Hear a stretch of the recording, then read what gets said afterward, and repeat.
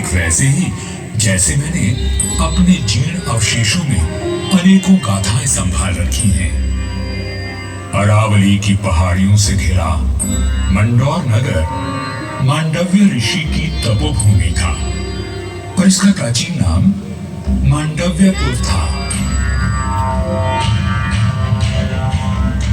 महाभारत काल में यहां नागवंशियों ने राज किया और फिर गुप्त वंश ने इसे अपने बाहुबल से जीता।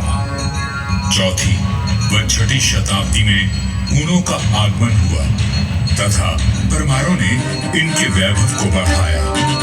मारवाड़ का विस्तार सबसे अधिक परमारों की समयावधि में हुआ और उस समय मारवाड़ को नवकोटि मारवाड़ भी कहा जाता था। तो 7वीं शताब्दी में प्रतिहारों ने यहाँ अपना साम्राज्य स्थापित किया और यहाँ के वैभव को बढ़ाया। मेरे साथ चलिए उस बीते हुए काल में जब यहाँ तलवारें खड़कती थी, रणभेरी और नगाड़े कंपायमान होते थे, वीर हुंकार भरते थे और रणबांकुरों के जय घोष से आकाश गूंज उठता था। सन 1394 ईस्वी परिहारों की शक्ति अस्त हो रही थी। गुजरात के सूबेदार जफर खान ने दिल्ली की कमजोर सल्तनत के चलते मंडौर और नागौर को अपने कब्जे में ले लिया था। अब मेरी चार दीवारी में परिहार नहीं, तुर्क आ बसे थे।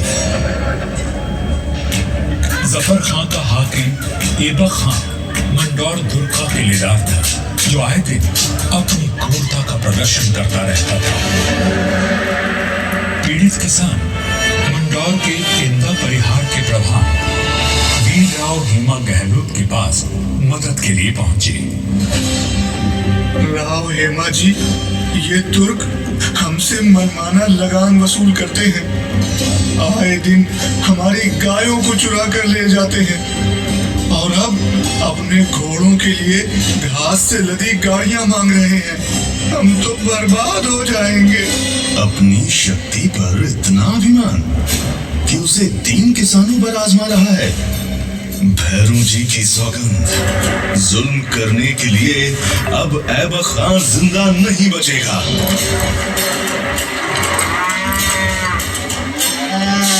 शक्तिशाली शत्रु से लड़ने के लिए बल और बुद्धि से वार करने की योजना बनाई गई। घास की कई 100 गाड़ियां तैयार की गईं और हर गाड़ी में हथियार लिए योद्धा चुपकर बैठ गए। गाड़ियां जैसे ही किले के भीतर पहुंची, क्षत्रियों ने नारा लगाया, आयो लड़ो, फतेह कर दो, आयो लड़ो, फतेह कर दो।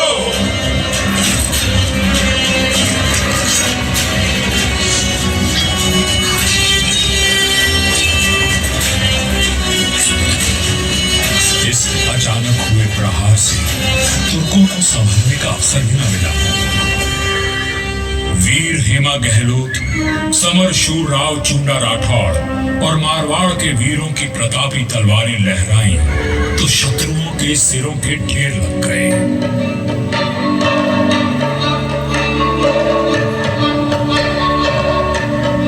इसी जीत की याद में आज भी मंडौर में राव महोत्सव मनाया जाता है।